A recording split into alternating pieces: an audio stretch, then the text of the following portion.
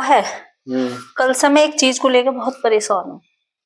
कैसे? कल जो हादसा हुआ है, एक माँ और बच्चा जो अपनी जान से चले गए, ये जबलपुर डैम को लेकर जो वो बोट पलटी है, इसमें कहीं ना कहीं इन हादसों में जिम्मेवार जो ना हम खुद ही हुए ना।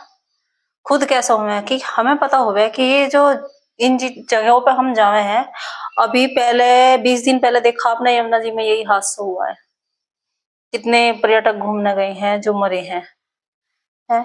जबकि हमें पता है इस मौसम में आंधी का, तूफान का आने का खतरा रह है, लेकिन फिर भी हम लोग ऐसी जगहों पे जाए। पानी में वहां गए हैं, डैम है, बहुत गहरा पानी है, लेकिन फिर भी लोग उस बोट में बैठ रहे हैं। उस हादसे को भूल गए जब से 20 दिन पहले हुआ था। किसी के भी पास जैकेट नहीं थी, यहाँ भी जैकेट नहीं थी। जैकेट का जो इंतजाम हुआ है वो जब ही हुआ है, तुरंत के तुरंत पहनने नहीं थी की थी।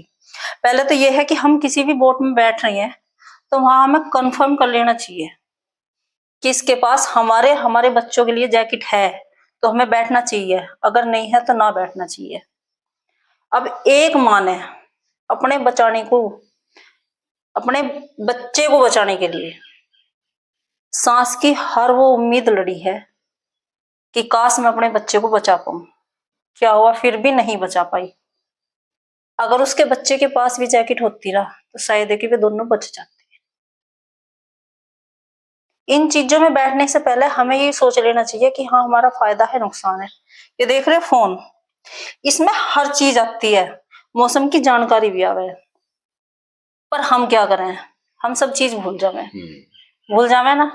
अगर हम ऐसी जगह पे जा रहे हैं तो हमें जाने से पहले देख लेना चाहिए कि वहां का मौसम कैसा है, कैसा रहने वाला है।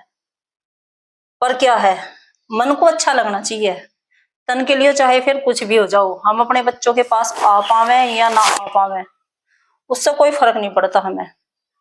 हमारे कुछ हो जाने के बाद या हमारे बच्चों के, हमारे परिवार के हो जाने के बाद बहुत से सवाल उठे मन में कि काश हम ऐसा करते तो ऐसा ना होता, ऐसा करते तो ऐसा ना होता। जो हम पहले इस चीज को सोच ले कि हम ऐसा ना करें तो काश ऐसा ना होवे।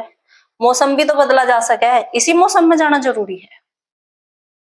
अरे ऐसे मौसम में जाओ जब ये तूफान, पानी में लहरें ना होती हो, कोई अकस्मात घटना हो रही है उसकी बात अलग है।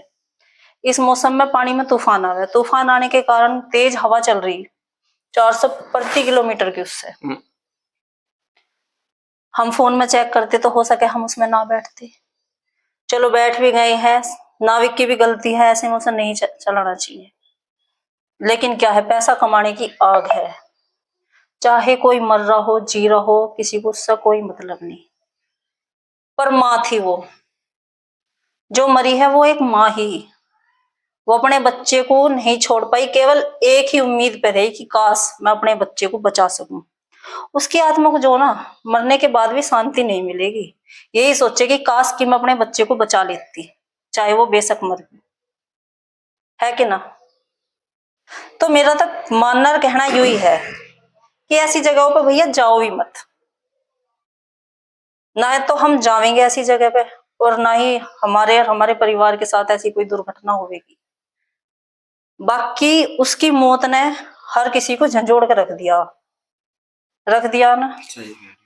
और ऐसी औलाद में है, यू उन औलाद को एक सबक है जो अपने माँ बाप को यू कहना है कि तुमने हमारे लिए करा क्या।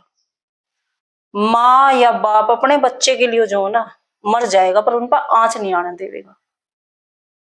जो बच्चे अपने माँ बापों को अनाथ आश्रम में छोड़ कर रहे ना, उन बच्चों को भी ये समझना चाहिए कि तुम्हारे माँ बाप की तुम्हारे लिए क्या भावना है।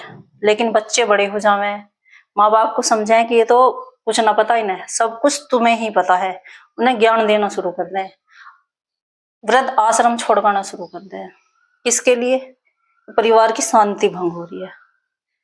अरे तुम आए कहां से? आए माँ बाप से ही तो आए हो। सही कह रही हो, गलत सही कह रही हो। और ऐसी जगह पे जो ना जाना ही गलत है। और जा भी रहे तो तुम समय को देख के जाओ, टाइम को देख के जाओ, ऐसे मौसम में जाओ ही मत। बाकी हर बच्चे को यह सोचना चाहिए कि माँ बाप जो हैं वे तुम्हारे लिए सब कुछ करते हैं, सब कुछ करते हैं, लेकिन बच्चे नहीं समझते।